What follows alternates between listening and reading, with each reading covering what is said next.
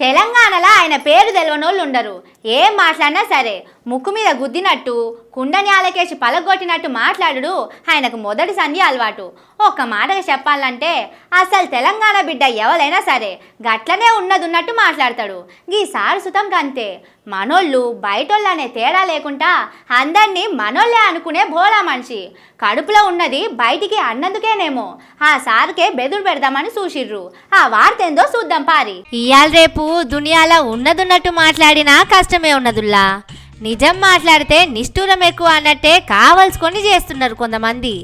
ఇంతకీ ముచ్చటేంటిదంటే నేను చెప్పడేందుకు గాని ఈ వీడియో చూడు రేపాలి.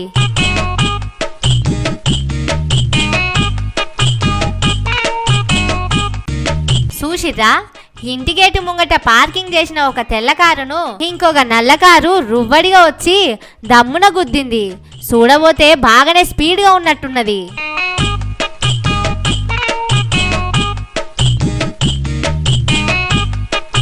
నిజంగా ఈ వీడియోను జర పాటించి చూస్తుంటే ఎవలో కావాలనే గుద్దినట్టు కొడుతున్నది.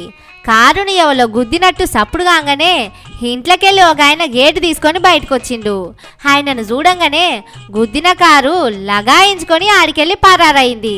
ఇంతకీ ఆ తెల్ల కారు ఎవలదనుకున్నారు? కాంగ్రెస్ పార్టీల సీనియర్ లీడర్ విహెచ్ సార్ది. ఏదున్నా ముఖం మీదనే మాట్లాడు విహెచ్ సార్కు ఆ పొద్దటి సంధి ఉన్న అలవాటు. అప్పట్లో కేసీఆర్ సారు సీఎం ఉన్నప్పుడు ఒక మీటింగ్కు పిలిస్తే పోలీసుల గురించి ఉన్నదున్నట్టు మాట్లాడి మస్తుగా నవ్విచ్చిండు. అంటే చాలా వరకు నిజాలు చెప్పిండు అనుకోర్రి. అయితే అప్పుడు ప్రతిపక్షంలో ఉన్నాడు కాబట్టి అట్లా మాట్లాడిండు అనుకునేరు. సారు ఎప్పుడైనా ముక్కు సూటిగానే మాట్లాడతాడు.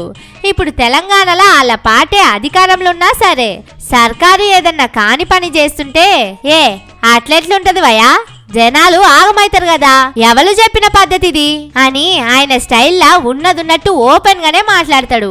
సారు గిట్ల సొంత పార్టీనే ప్రతిపక్షం లెక్క విమర్శించుడు, అప్పుడప్పుడు షేయి పార్టీ సర్కారునే నిలదీసుడు ఎవరికన్నా నచ్చలేదో ఏమో.